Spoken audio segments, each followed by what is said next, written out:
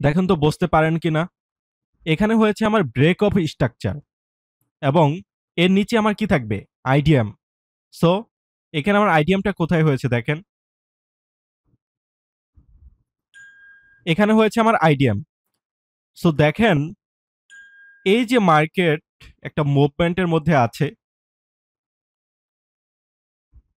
Just একটু লক্ষ্য করেন, এই যে একটা মুভমেন্ট এখানে দিয়েছে, আপনি যদি একটু জুম করেন সেক্ষেত্রে আর একটু ক্লিয়ার বুঝতে পারবেন। দেখেন বোঝা যায় কি এটা একটা ডাউন ট্রেন্ড চলছে, তাই না? বাট অ্যাকচুয়ালি কি এটা ডাউন ট্রেন্ড? আপনি যদি একজন রিটেল ট্রেডার্স হন সেক্ষেত্রে আপনার কাছে এটা ডাউন ট্রেন্ড মনে হবে, বাট অ্যাকচুয়ালি কিন্তু এটা ট্রেন্ড মুভ করে নাই। বাট একজন রিটেল ট্রেডার্স সে যখন মার্কেটে ঢুকবে, এই পিছনের কথা সামনের কথা বাদ দেন, জাস্ট এই পর্যন্ত চার্ট আছে। সো সে যখন দেখবে মার্কেট এখানে একটা দুইটা তিনটা সুইং অলরেডি তৈরি করছে, সো সে ভাববে এখান থেকে ডাউন ট্রেন্ড শুরু হয়েছে। বাট আমরা যারা স্মার্ট মানি ট্রেডার্স আছে, আমরা এই ফাঁদে তো পা দিব না, কারণ আমরা জানি এইখানে কোনো ট্রেন্ড হয়নি, কারণ আমরা স্মার্ট ট্রেডার। মানে আমরা এসএমসি কনসেপ্টে ট্রেড করি। আমরা জানি এটা জাস্ট ইন্টারনাল লিকুইডিটির মধ্যে আছে। কিভাবে জানি? দেখেন এখানে আমার কি হয়েছে, এখানে হয়েছে আমাদের বস, এটা আমাদের বস, এবং তার নিচে কি আছে, আমাদের আইডিএফ। এতটুকু তো আমরা বুঝি। সো আমরা যখন এন্ট্রি প্ল্যানিং করি, আমাদের এন্ট্রি পয়েন্টটা কোথায় হয়? এক্সট্রিম পয়েন্টে। এক্সট্রিম পয়েন্টটা কোথায়? মার্কেটের পিওয়াই জোন। আমাদের এখানে লাস্ট যে পিওয়াই জোনটা থাকবে সেখান থেকে আমরা এন্ট্রি প্ল্যানিং করি। সো মার্কেট এখানে একটা এফবিজি থেকে মুভ নিচ্ছে। সো এখানে আমরা এফবিজি এবং অর্ডার ব্লক ডিফাইনের মাধ্যমে আমরা এই দিকগুলোতে জাস্ট এন্ট্রি প্ল্যানিং করে থাকি। এখানে এফবিজি থাকে, এখানে অর্ডার ব্লক থাকে, বা এখানে অর্ডার থাকতে পারে, আর একটু উপরে থাকতে পারে।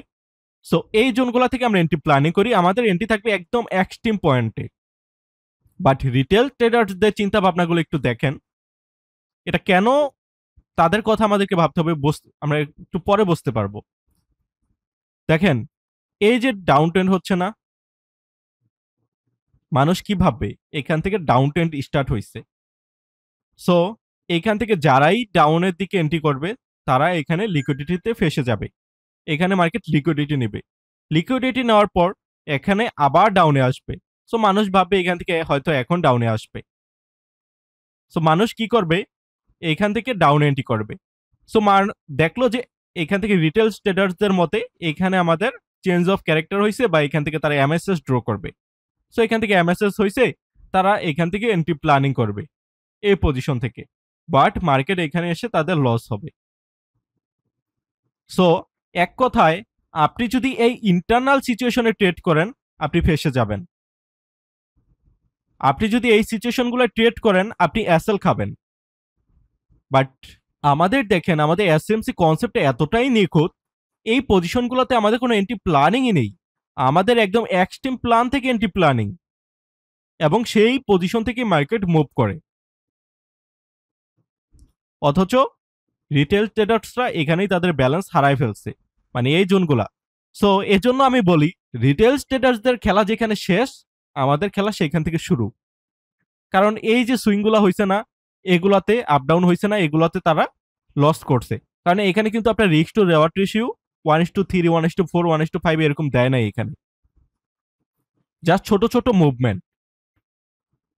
বাট সে যদি এটা জানতো যে এখানে ব্রেক অফ স্ট্রাকচার আছে, এখানে সুইং আইডিএম আছে, যারা এসএমসি কনসেপ্টটা বোঝে না, সো তাহলে কিন্তু সে এই লসগুলা থেকে বের হতে পারতো।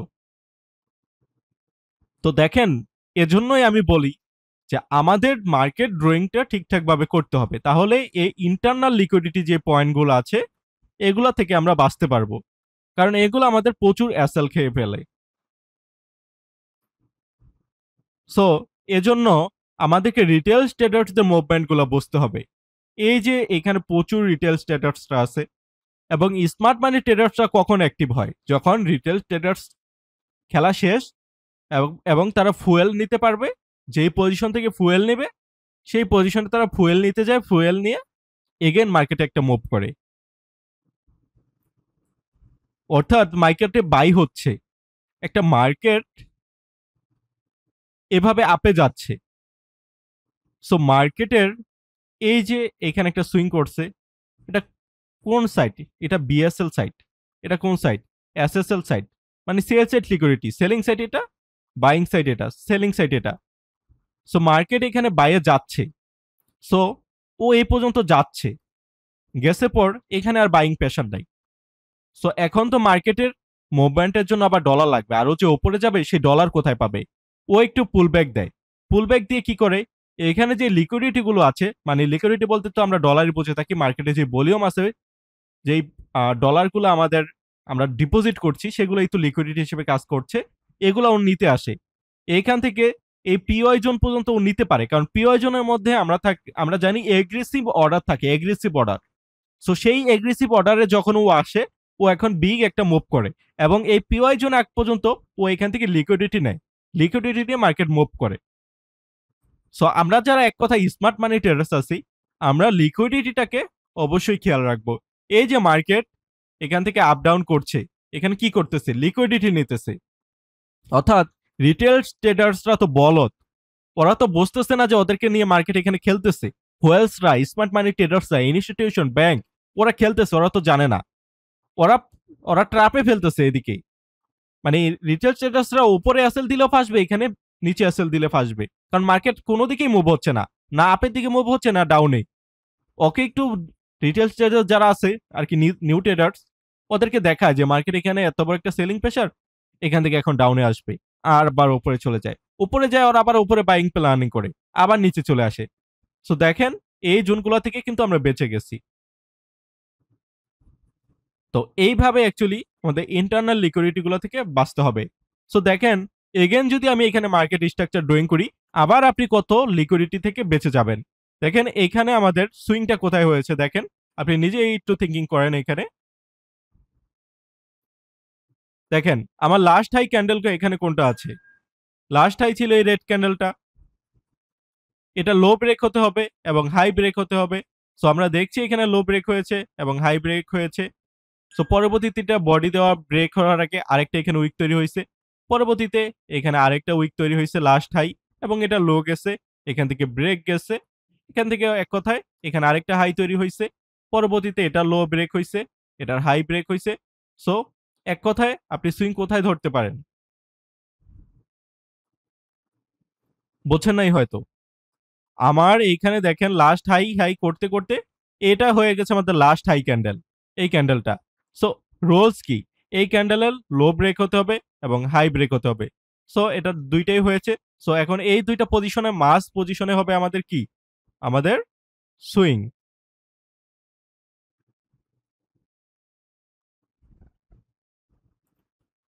ওকে, এই পজিশনে হবে আমাদের সুইং। সো দেখেন আমরা এখানে কত বড় একটা ট্র্যাপ থেকে বেঁচে গেছি। কোন ট্র্যাপ থেকে বেঁচেছি? এই যে লিকুইডিটি গুলো, এগুলো থেকে বেঁচে গেছি। ওকে, সো জাস্ট 1 মিনিট, একটা নোটিফিকেশন এসছে তো রিপ্লাই।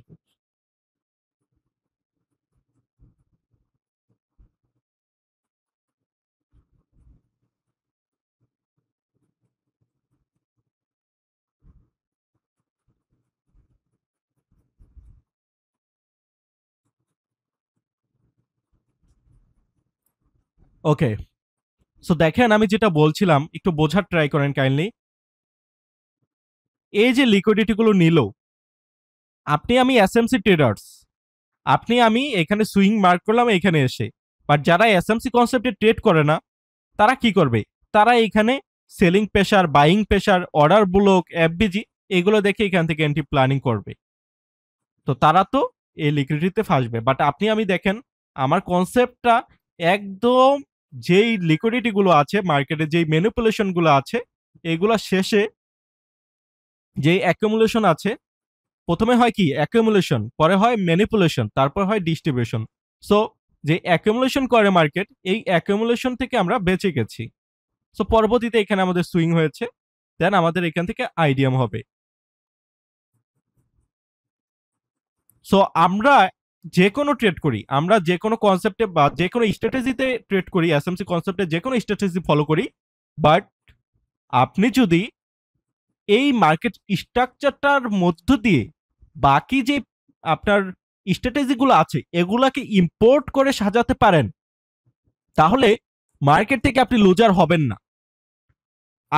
আমি চ্যালেঞ্জ দিয়ে বলছি, আপনি মার্কেট থেকে লুজার হবেন না যদি এসএমসির মার্কেট স্ট্রাকচার অনুযায়ী আপনি বাকি যে স্ট্র্যাটেজিগুলো আছে এগুলাকে আপনার মধ্যে খাটাতে পারেন। তবে এটা খুবই সময় লাগবে যে মার্কেট স্ট্রাকচারের সাথে আপনি বাকি স্ট্র্যাটেজিগুলো অ্যাড করবেন। কারণ আপনি স্মার্ট মানি কনসেপ্ট এখানে ড্রয়িং করছেন, বাট আপনি এন্ট্রি প্ল্যানিং দেখবেন একটু ভিন্ন আছে। কারণ স্মার্ট মানি কনসেপ্টে দেখছেন এইখানে আপনার পিওই জোন আছে, বাট আপনার এন্ট্রি প্ল্যানিং এর ক্ষেত্রে দেখছেন এখানে জোন। সো এখন এই দুইটার মধ্যে আপনি কিভাবে ডিফাইন করবেন, সেটার জন্য আপনাকে খুবই গভীরভাবে স্মার্ট মানি কনসেপ্টটা বুঝতে হবে, শিখতে হবে এবং সময় দিতে হবে। তাহলে আপনি আপনার এসএল কে অনেক কমিয়ে ফেলতে পারবেন। আমি আপনাদেরকে কি বলেছি, আপনারা যদি 10টা ট্রেড নেন, তার মধ্যে যদি 3টা ট্রেড অনলি প্রফিট থাকেন, আপনি দিন শেষে profitable traders. Just 1:3 risk ratio calculate করার মাধ্যমে। সো যেখানে 3টা ট্রেড প্রফিট করলে আপনি দিন শেষে প্রফিটেবল ট্রেডার্স 10টার মধ্যেই, আর 7টা ট্রেডই আপনি লস করবেন, সেই সুযোগ আমি দিছি। মানে 7টা ট্রেড লস করবেন, 3টা ট্রেড দিনে প্রফিট করবেন। এরপরে যদি আপনি দিন শেষে লস থাকেন, আপনি এসে আমাকে বলবেন, আপনার টাকা আমি মানে যে লস করছেন ওইটা আমি আপনাকে দিয়ে দেবো, যেই নেন আপনার ডলার। কখনোই আপনি লস থাকবেন না যদি 10টা ট্রেডের মধ্যে দিনে 3টা ট্রেড প্রফিট করতে পারেন, জাস্ট 1:3 রিস্ক টু রেওয়ার্ড রেশিওর মাধ্যমে। তাহলে আমাদের 7টা ট্রেড লস হচ্ছে, আমরা জানি কি 7টা এসএল হচ্ছে 10টার মধ্যে, তারপর আমরা দিন শেষে প্রফিটেবল ট্রেডার 7টার মধ্যে। তাহলে এই 7টা এসএল কে যদি আমি কমিয়ে 3টা এসএল এ আনতে পারি, অর্থাৎ আমার 3টা এসএল হবে, 7টা প্রফিট হবে, তাহলে আপনার এক মাসে ক্যাপিটাল, আপনার এক মাসে $100 ক্যাপিটাল $1500 চলে যাবে। আপনি নিজে ক্যালকুলেট করে দেখবেন, $1500 চলে যাবে জাস্ট $100 ক্যাপিটাল 1 মান্থে। আদৌ বলবেন যে ভাই এটা কি পসিবল? একটু রিসার্চ করে দেখবেন এটা আমি যেটা বলছি এটা পসিবল কিনা। সো দেখেন, আমরা কিন্তু একদম ফ্রেশ থাকছি। তো আমাদের এখানে সুইং ছিল, এখানে আইডিএম হয়েছে। সো আমাদের প্ল্যানিং কি, আইডিএম এর ডাউন পয়েন্ট থেকে আমাদের এন্ট্রি প্ল্যান। সো আমরা এখানে ডাউনে দেখেন তো কি দেখতে পাচ্ছি, কোনো পিওয়াই জোন পাচ্ছেন? একটা পিওয়াই জোন এখানে আছে, সেটা কি? সেটা হচ্ছে রিজেকশন ব্লক, যেটা নিয়ে আমি ইউটিউবে গত 2 দিন আগে ভিডিও দিচ্ছি।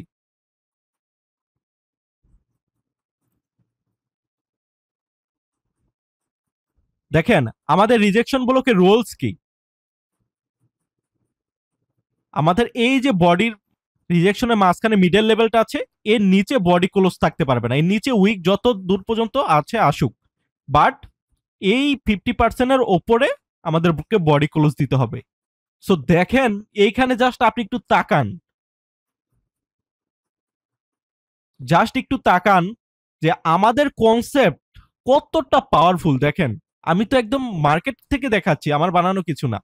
এইখানে জাস্ট আপনি এন্ট্রি করছেন, এই যে মার্কেট এত পেছাইলো গোছাইলো, এইদিকে একটু বাম দিকে একটু খেয়াল করেন, এইখান থেকে যে এই যে এত পেছাইতে পেছাইতে আসলো মার্কেট, এখানে পেছাইলো। আপনি যখন রিজেকশন কনসেপ্ট অনুযায়ী এখানে একটা এন্ট্রি প্ল্যানিং করলেন, তখন মার্কেট আর কেন পেছাইলো না? এরকম তো আরো অ্যাকুমুলেশন করতে পারতো না? দেখেন তো মার্কেটে এন্ট্রি নেওয়ার সাথে সাথে জাস্ট কয়টা ক্যান্ডেল আপনাকে প্রফিট দিল? এটা কি আমার বানানো মার্কেট? এখানে তো আপনি সরাসরি সবকিছু ক্যালকুলেট করলেন। কি ক্যালকুলেট করলেন দেখেন, এই যে আমি লাইনটা টানছি, এটা কি লাইন? এটা আইডিএম লাইন। এটা কি আমার আমার বানানো আইডিএম? না, এটা হচ্ছে আমাদের কনসেপ্ট, এসএমসি কনসেপ্টের আইডিএম। এটা আপনি মার্ক করেন বা পৃথিবীর যেই মার্ক করুক, এসএমসি কনসেপ্ট অনুযায়ী এইখানেই তাকে আইডিএম মার্ক করতে হবে। এবং আমাদের বস কোথায়? এটা আমাদের বস। এবার আপনি মার্ক করেন বা আমি করি বা যে কেউ করুক, এটা আমাদের আইডিএম, এটা আমাদের বস। সো এটা তো আমরা জানি। সো আইডিএম এর নিয়ারেস্ট পয়েন্ট থেকে এন্ট্রি প্ল্যানিং হবে, এটা তো আমরা জানি। বা আইডিএম এর নিচে যে পিওয়াই জোন আছে, দেখেন তো এখানে অর্ডার ব্লক এফবিজি টেফবিজি কিছু পান কিনা। জাস্ট পিওয়াই জোনের মধ্যে এখানে আপনি দেখতে পাচ্ছেন আপনার রিজেকশন ব্লকটা আছে।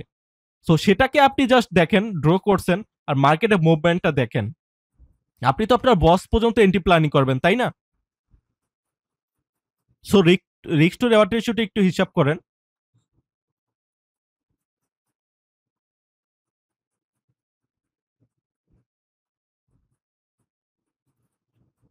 অলওয়েজ আমরা স্টপ লসটা কিন্তু একটু বড় দেই। কেমন বড় দেই? এই যে আমাদের জোনটা আছে, জোনের অনেকটা নিচে দিয়েছি, দেখেন জোনের তুলনায় অনেকটা নিচে, এবং আমাদের প্রফিট টার্গেট দিয়েছি বস পর্যন্ত, এর আরো উপরে যায়, বাট আমরা রিস্ক নেব না। আমরা জাস্ট 1:3 ম্যাক্সিমাম টাইম দেখি, বাট যাদের ক্যাপিটাল আছে তারা বস পর্যন্ত নিতে পারেন, বাট এর উপরেও যাবে, নিচেও আসবে। সো দেখেন এখানে কত হলো, 1:8, 1:8 মানে 1:8.5। আমরা $10 ইনভেস্ট করলে, এখানে $10 স্টপ লস দিয়ে একটা ট্রেড নিলে আমাদের $85 প্রফিট। জাস্ট কয়টা ক্যান্ডেলে? একটা, দুইটা, তিনটা, চারটা। টাইম ফ্রেম কত মিনিট? এটা এটা হচ্ছে 15 মিনিট টাইম ফ্রেম।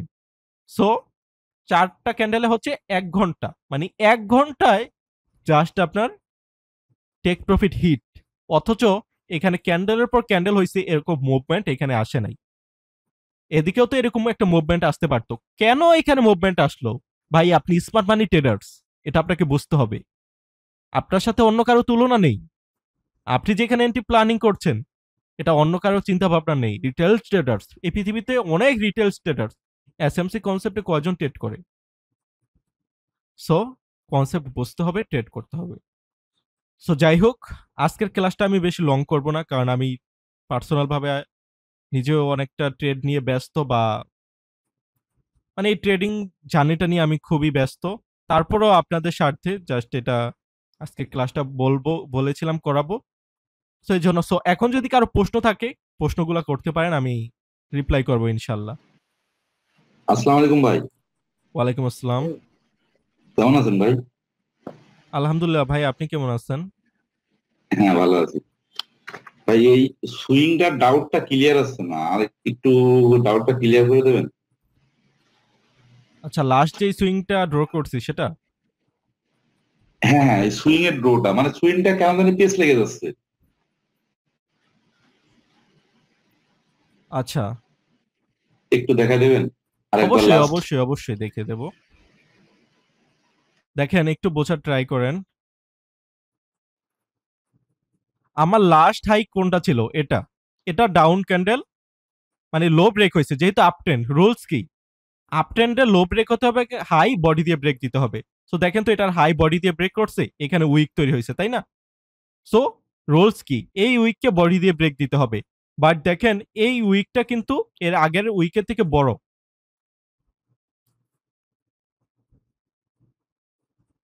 মানে এই উইকটা একটু বড় হয়েছে। সো আমরা এটাকে বাদ দিয়ে দেব, কারণ আমরা আবার লাস্ট হাই ক্যান্ডেল পেয়ে গেছি। সো এটা লো ব্রেক হতে হবে, এবং এটার হাই বডি দিয়ে ব্রেক হতে হবে। বাট দেখেন, এখানে কিন্তু আবারও উইক দিয়ে টাচ করছে, বডি ব্রেক হতে পারে নাই। সো পরবর্তীতে দেখেন আরেকটা ক্যান্ডেল তৈরি করছে, এটাও বডি দিয়ে ব্রেক দিতে পারে নাই। এটা কি করছে? আরেকটা হাই ক্যান্ডেল তৈরি করলো আমাদের প্রিভিয়াস ক্যান্ডেল থেকে। সো এই হাই ক্যান্ডেলটাকে এখন আমরা এখান থেকে লো মার্ক করব, যে এটা লো ব্রেক হতে হবে, এবং এখান থেকে বডি দিয়ে হাইটাকে ব্রেক করতে হবে। সো এইখানে আমাদের কনসেপ্ট এসে মিললো। বাট এর আগে যতগুলা হাই পেয়েছি সেগুলা মিলে নাই। সো এখন এইখানের সব থেকে ডাউন পয়েন্টটা আমার সুইং মার্ক করা হবে। আশা করি বুঝতে পারছেন।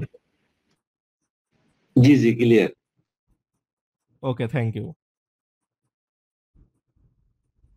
এরপর আর কার কোনো কোশ্চেন? ভাই একটা কোশ্চেন ছিল ভাই। জি ভাইয়া, বলেন। ভাই এই যে অ্যাকুমুলেশন ম্যানিপুলেশন বললেন, এটা আসলে কিভাবে কেমনে কি একটু বুঝিয়ে দিতেন পুরোটা? এটা ভাই, এটা আসলে বলতে গেলে প্রায় 1-1.5 ঘন্টার ক্লাস হবে। অ্যাকুমুলেশন, ম্যানিপুলেশন, ডিস্ট্রিবিউশন, এগুলোর ক্লাস হবে। বাট আমি আপনাদেরকে ওইগুলা, মানে দেখা যায় একটা কনসেপ্টকে অনেকে অনেক ভাষায় প্রকাশ করে। সো আমি যেই ভাষায় প্রকাশ করলাম সেইগুলাই হচ্ছে অ্যাকুমুলেশন, ম্যানিপুলেশন, ডিস্ট্রিবিউশন আরেকটা ভাষায় বলে, বাট ওই জিনিসগুলা সেমই। বুঝতে পারছেন? সো ওগুলা নিয়ে ইনশাল্লাহ নেক্সটে আরো কোনো ক্লাসে ডিসকাস করব।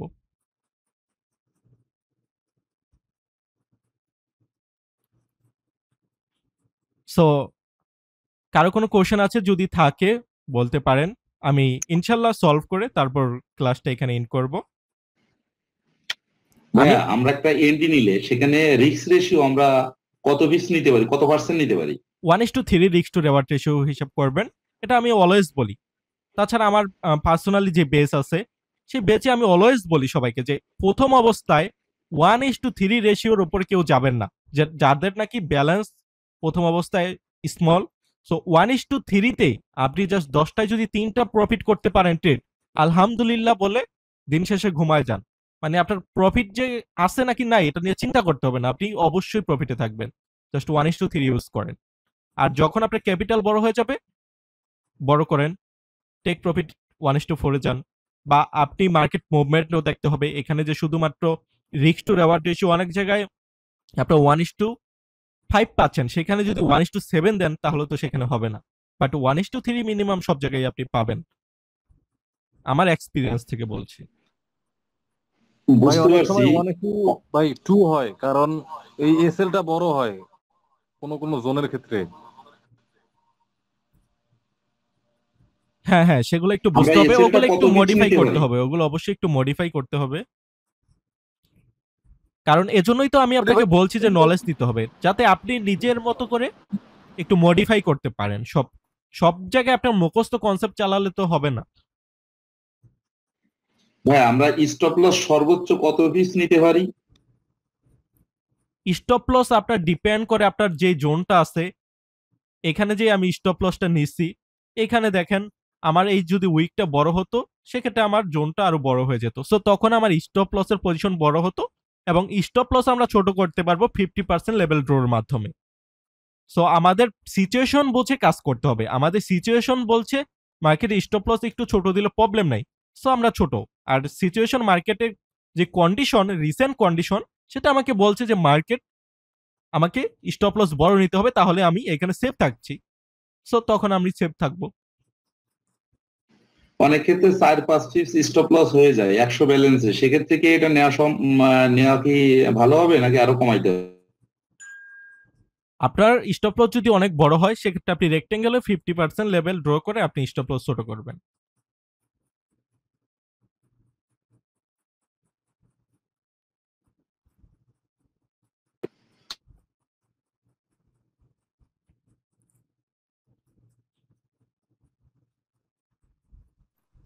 ওকে ভাই, আর কারো কোনো কোশ্চেন থাকলে বলেন। আজকে আমার একটু কাজ আছে, যার কারণে আমি একটু দ্রুত রেখে দিতে চাচ্ছি, নাহলে প্রত্যেকটা ক্লাসে আমি বলি যদি আপনাদের রাত 3টা পর্যন্ত ক্লাস প্রশ্ন থাকে আমি সলভ করে তারপর যাব। বাট আজকে আমার একটু ওকে ভাই, আপনার একটা কোশ্চেন ছিল। জি বলেন। বলছি ভাইয়া সমস্যা ওই থাকলে যে হ্যালো, জি ভাই বলেন।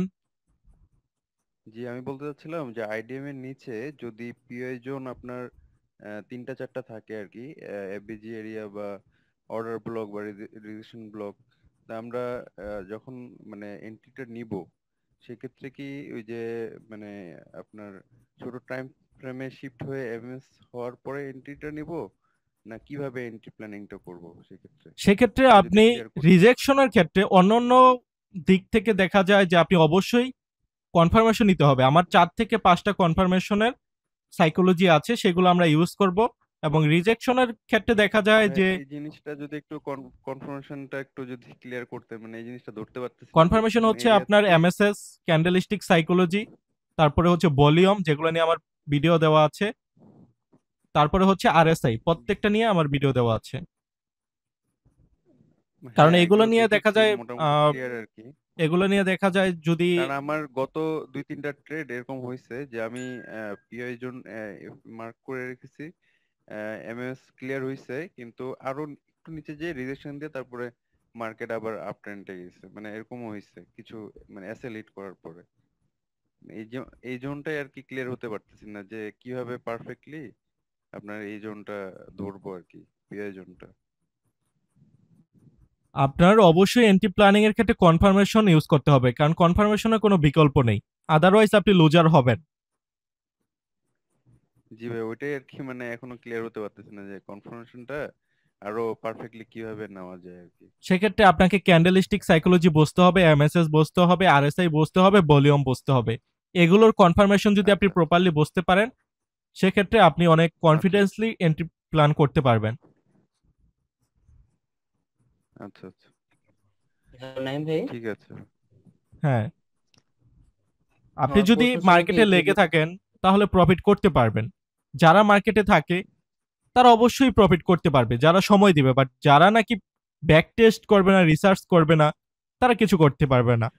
দেখেন, আমার এই যে মেন্টরশিপ যে গ্রুপটা আছে সেটা যদি দেখাই, দেখেন এখানে প্রত্যেকে এই যে দেখেন rejection block, running trade, so প্রত্যেকে এখানে কম বেশি প্র্যাকটিস করতেছে, প্লাস প্র্যাকটিসের পাশাপাশি প্রফিটও করছে। দেখেন এখানে সবাই প্র্যাকটিস করতেছে, সো আপনাকে এইরকম প্র্যাকটিস করতে হবে। দেখেন উপরের দিকে যত যাবেন সবার ব্যাক টেস্ট, প্র্যাকটিস এবং প্রফিটগুলো দেখতে পারবেন। তো আমি বলবো প্রত্যেকে এভাবে প্র্যাকটিস করেন। আপনাকে আপনার মেন্টরশিপ নেওয়ার অ্যাবিলিটি যদি না থাকে, আপনি ফ্রিতে শিখেন, সমস্যা কি? এই যে আমার ফ্রি ট্রেডিং প্র্যাকটিস গ্রুপ আছে, এই গ্রুপেও তো আপনারা শিখতে পারেন, এখানে শিখেন এবং ব্যাক টেস্ট জি ভাই, করেন, আপনাকে রিসার্চ নক করেন। নক দিয়েছিলাম আমি কিছু কিছু এন্ট্রির, আপনাকে ওই যে পার্সোনালি আবার নক নাইম দিয়েছিলাম, ভাই, জি ভাই। দেখলে বুঝতে পারবেন আর কি। এই যে এখানে যে অর্ডার ব্লক আর এফবিজি ড্র করছে এটা একটু জানতো।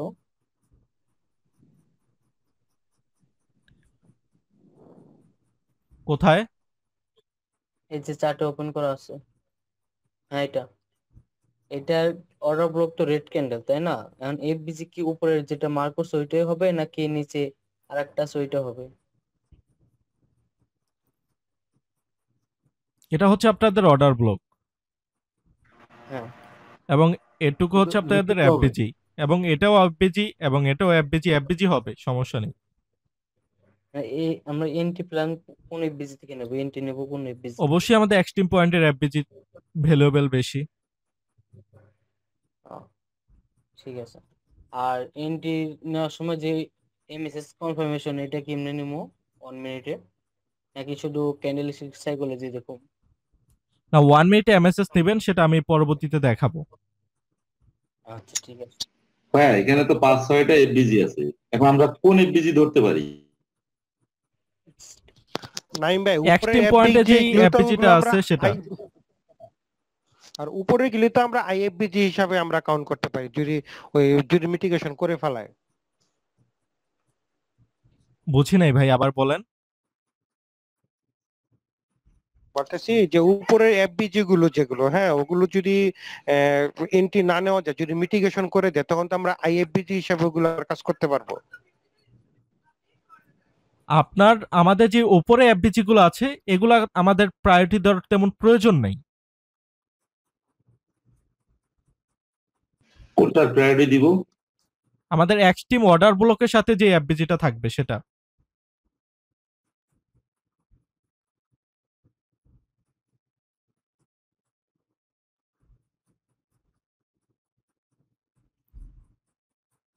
আমাদের এখানে ভাইয়া অর্ডার ব্লক আছে এটা, সো এখানে আমাদের এক্সট্রিম পয়েন্টের সাথে এফবিজি আছে এটা, সো এটার প্রায়োরিটি আমার কাছে বেশি।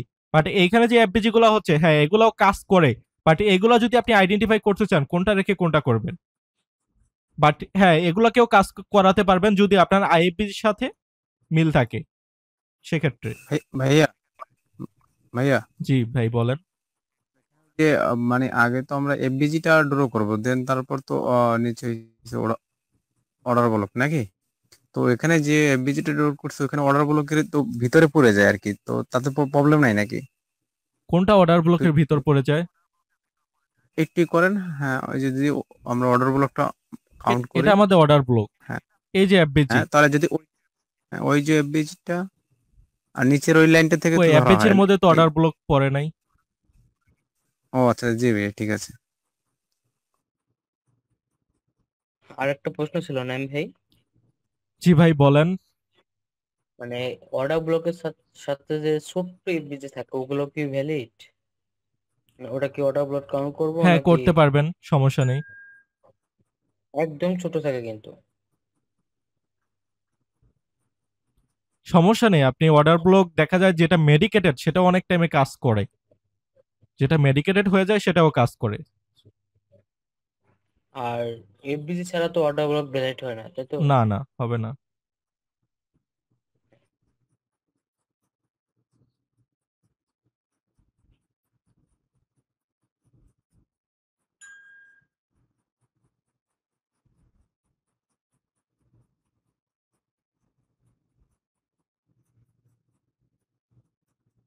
আচ্ছা, আর কারো কোনো কোশ্চেন থাকলে করেন।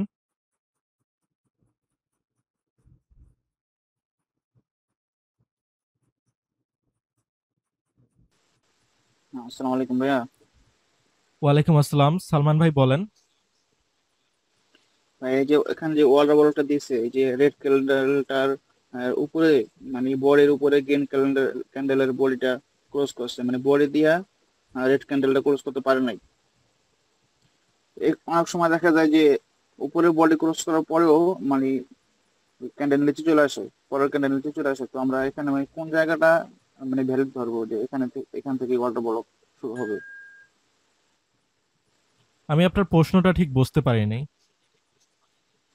মানে যে স্ক্রিনে যে এই চার্টটা তখন ছিল, ওয়াটার ব্লক যেখানে মার্ক করা নিচে, এটা রেড ক্যান্ডেলটার, জি জি জি, রেড ক্যান্ডেল, এই যে যেখানে নিচে ক্যান্ডেলটা আছে সবুজ ক্যান্ডেলটা মানে বডি দিয়ে রেড ক্যান্ডেলটা ক্লোজ করতে পারে না। এখানে এটা তো হয়ে মানে গেছে ওয়াটার ইনসাইড বার ক্যান্ডেল। বলা হয়। সো ইনসাইড বার ক্যান্ডেলের কারণে এই ক্যান্ডেলগুলা এই রেড ক্যান্ডেলে ইনসাইড হয়ে গেছে। সো দ্যাট মিন্স আমাদের এখানে রেড ক্যান্ডেলটা অর্ডার ব্লক হবে। রেড ক্যান্ডেল ওয়াটার ব্লক, জি, কারণ এই ক্যান্ডেলের এখানে প্যাটের আমাদের মধ্যে এই entry ক্যান্ডেলগুলো পড়ে গেছে। আচ্ছা, তাহলে আমরা এখানে আমাদের এন্ট্রি প্ল্যান কোন জায়গা থেকে?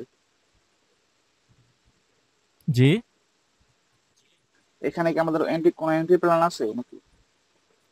এটা আমাদের মার্কেট স্ট্রাকচার ড্রয়িং এবং আমরা প্রিভিয়াসলি যে জোনগুলা স্ট্র্যাটেজিগুলো শিখেছি সেগুলা কনসেপ্ট ইউজের মাধ্যমে আমরা এন্ট্রি প্ল্যানিং করব। যারা নিউ এখান থেকে আছেন যদি আমার আমি এন্ট্রি প্ল্যান ইউটিউবটা করতে ফলো চাই তাহলে রাখবেন। কি করা যাবে? ইউটিউব দেখলে নতুনরা অনেক কিছুই বুঝতে পারবেন। জি জি।